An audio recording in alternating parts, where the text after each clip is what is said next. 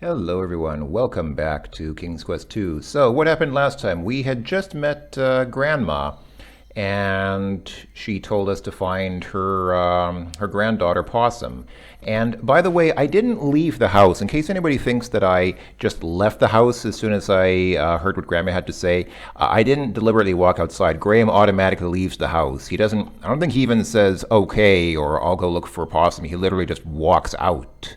So we need to find her, but she's not too far away. And by the way, you're probably getting the impression that I'm no longer playing this blind, and yes, that's true. A few days ago, I did play this game through all the way to the end, just so that I know what's coming. Playing blind made sense at the beginning, because we were new here, and I wanted to kind of have that sense of new exploration that comes with exploring a new place that you haven't seen before. But some people have observed, I think more than one person has observed in the comments, that my blindness to this game is steadily decreasing as we go on. And yeah, now we've reached the point where I've played it all. Like I've played the whole game through to the end because I want to know what's going on. At this point, it's less about exploration. We've already seen most of the places that we're going to see, except for Dracula's Castle, of course. But I mean, we've seen most of the stuff in here in Colima. So it's no longer so much about exploration and more just about advancing the story. So yeah, I'm not going to be surprised anymore from here on out, but hopefully you folks will still be pleased by what we'll see and find here and what will continue to develop as this story continues. So yeah, Possum is just... You hear the sound of a child sobbing nearby. Yeah, that's a good hint. I think she's just one more screen to the right here. Did I get that wrong? Wait, where is she?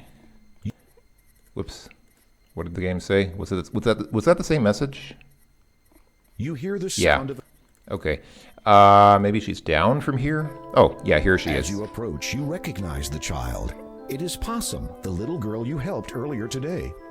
All right, let's go ahead and take a look. You see the little girl crying. What could have happened? And why is she out so late at night?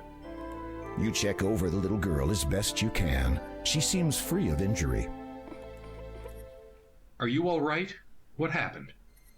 I went into town to buy some chicken soup for my grandma. I always try to reach home before dark, but this eve I lost my way and was attacked. Attacked?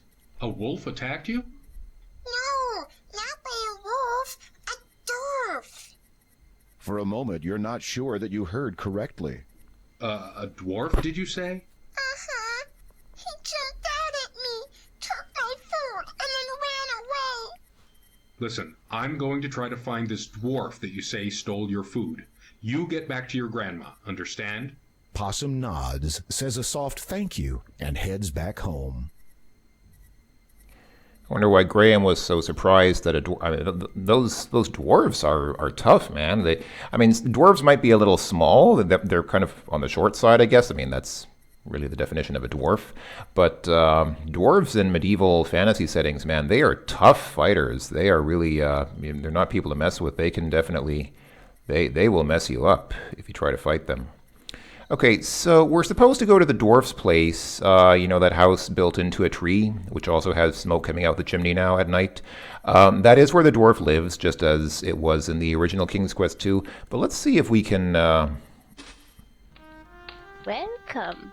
Come in, please. Possum told me to expect you. Let's take a little look around here now that we can. So I guess this is Possum. The little girl is fast asleep. She really is little. She looks like...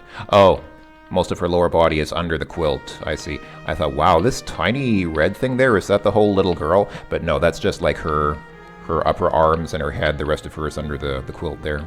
The little girl is sound asleep. Do not wake her. The little girl is... Okay.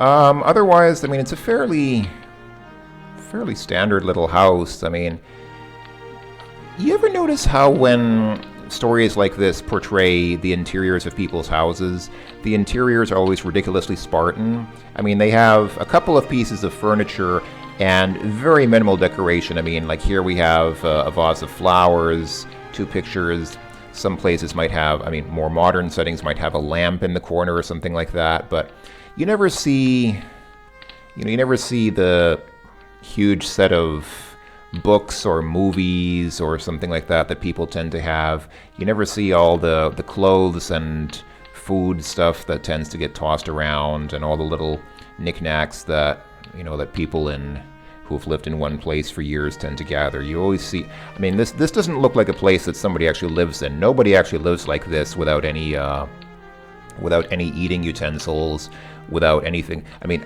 I'm sure one of these people, either the grandma or the little girl, must have a couple of books to read and probably some toys for the girl and things like that. But you never see that. You just see furniture as if the house is on display for an open house, as if it's for sale. Anyway, sorry, I went on that longer than I meant to. It is a portrait of a young man. He looks somewhat familiar.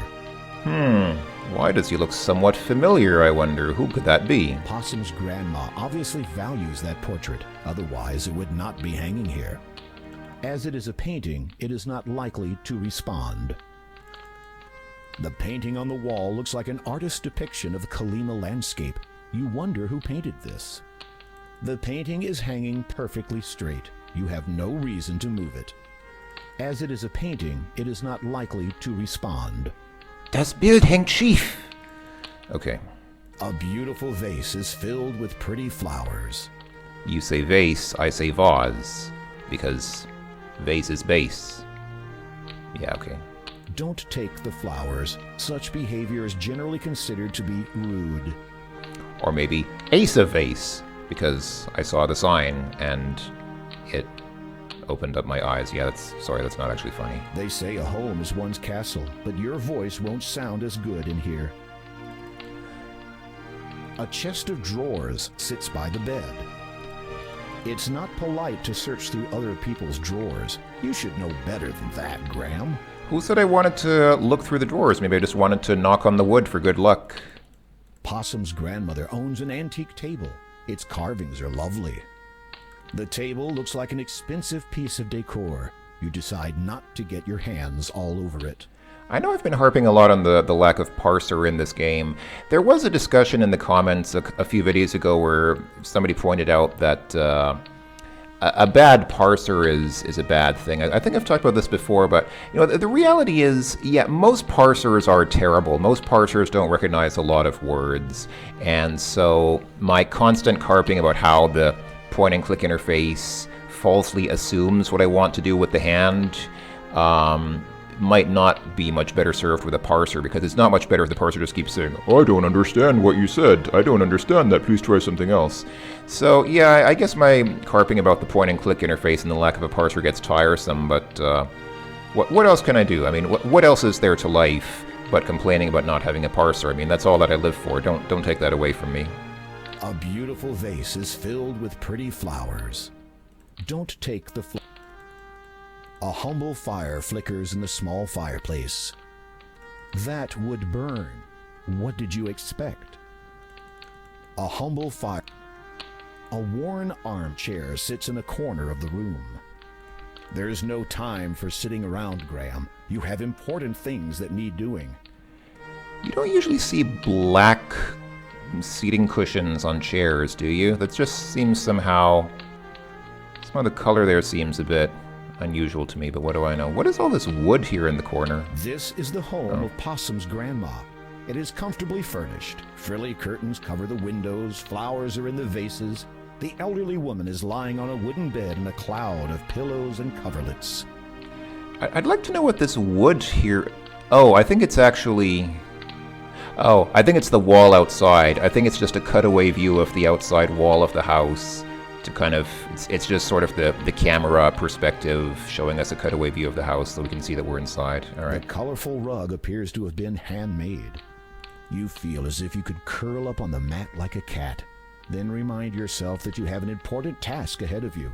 Okay. Sorry if I'm taking too long to look at and touch all the stuff here, but I like the... Even though it's very simple, I like the layout and the feel of this house, so I just wanted to take a moment to appreciate it and enjoy it. But anyway, let's go ahead and talk to the grandma. Grandma looks pale and weak. She must be ailing. She's dressed in a warm flannel nightgown.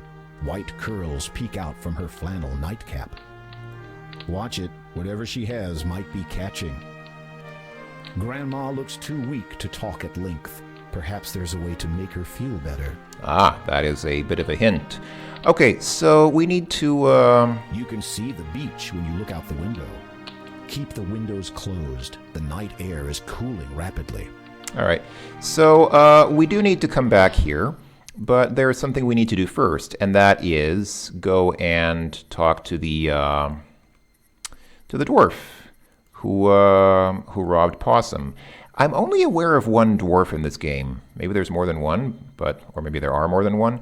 But as far as I know, there's only one dwarf. So let's go. Yeah, here we go. So here's the dwarf's house. This might be a good time to save the game. Because even though Graham is armed, that dwarf is quite ferocious. You rap on the treehouse door and wait a moment, but get no response. So if you knock on the door like that,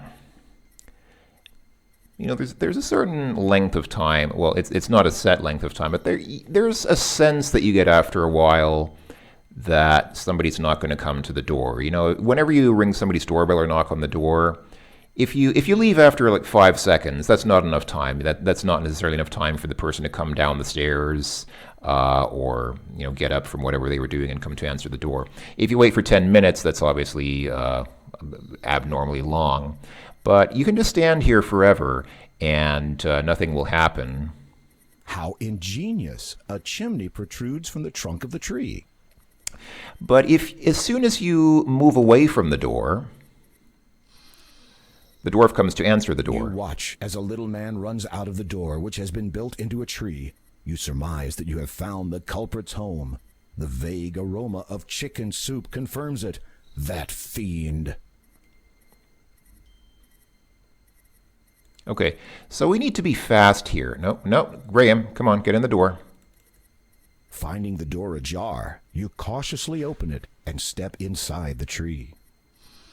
Okay, so we need to be fast here. Let's take the ladder down. Come over here, and actually, let me go ahead and save here. Oh, I'm full on saves. I have to go all the way back and start replacing earlier saved games.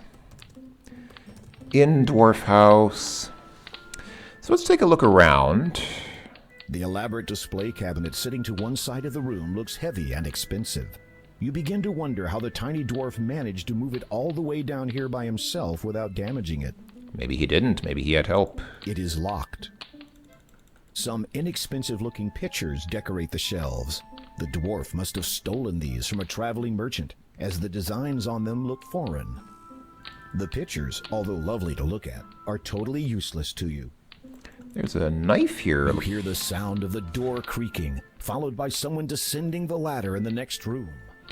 Oi, I'll wreck you, bro. I swear on me mum. Oops. Being caught snooping around someone else's house usually has a negative consequence. Did you learn nothing from your experience with that witch last year? That witch last year. Oh, King's Quest 1, of course, the witch's house in King's Quest 1. Was that only a year ago? Boy. Okay, let's see. A very sharp knife has been stabbed into the table. Its blade reflects the light from the burning fire. That's not a knife. The knife you found under a rock one time? Now that was a knife. Is that a reference to something? This contraption looks like some sort of oven. It seems to draw heat from the fire, trapping it so that raw meat may be cooked at a much higher temperature. You suspect it to be very hot and wisely decide not to touch it. You notice the shelf is located quite high up on the wall for such a small dwarf. Then you see the barrel on the table, and things start to make sense. The dwarf must climb on it whenever he needs access to the shelf. There's nothing on the shelf except for knickknacks and junk, neither of which you need. There is a pot of chicken soup boiling over the fire. You grab the handle of the bubbling pot of chicken soup. You take it with you. An old trunk rests in the corner of this hovel. Upon opening the trunk, you find a number of items that the dwarf has obviously stolen and stashed away. Among them are some gold coins. They display the distinctive face of the first king. They could only have come from the magic chest of Daventry. So in the original King's Quest II, this chest... You hear the sound of the... The chest contains earrings, and I think it also contains whatever else the dwarf has stolen from you, if the dwarf has stolen something from you. I think in this game it serves the same function. If the dwarf had taken anything from you, we would be able to recover it this way. But since he hasn't taken anything from us, the only thing we got was these coins. These coins each have the distinctive face of the first king. They could only have come from the magic chest of Daventry. Wonder where this dwarf got them from. So we can't get out while the dwarf is here. We can't get out alive, but I think... Can we hide in this chest? Thinking quickly, you hide in the trunk. Yes, we can. The dwarf has entered his underground hovel. Hopefully he won't discover you in here.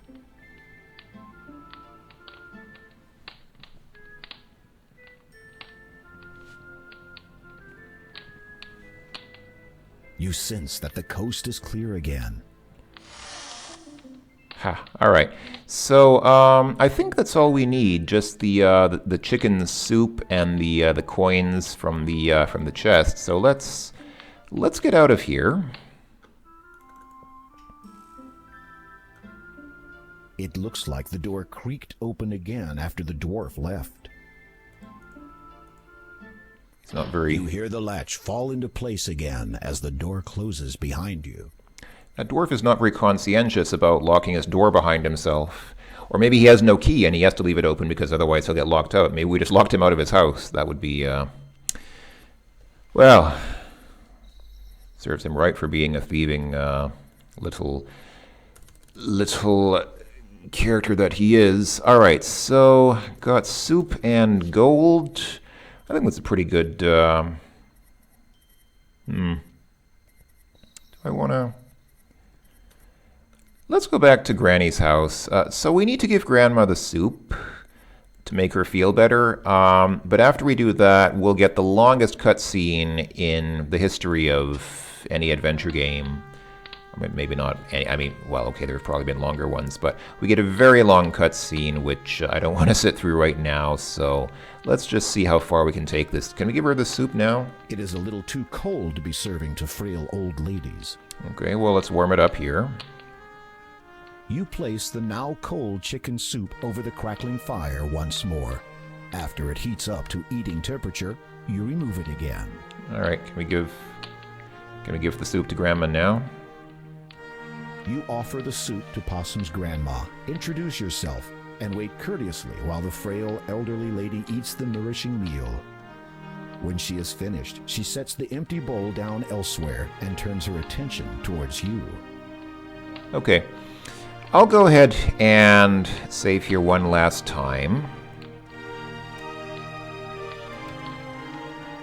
And let's go ahead and call it a video for now, because like I said, we should start talking to Grandma, but when we do, she's going to give us a very long cutscene. She'll be talking for quite a while, and honestly, I don't really feel like sitting through that right now. So I'll go ahead and say thanks for watching, everyone, and ta-ta for now. We'll see you next time, and we'll go through and develop more of the story as we start to get towards the climax of the game. So I'll see you then, folks. Thanks for watching, and talk to you later. Bye for now.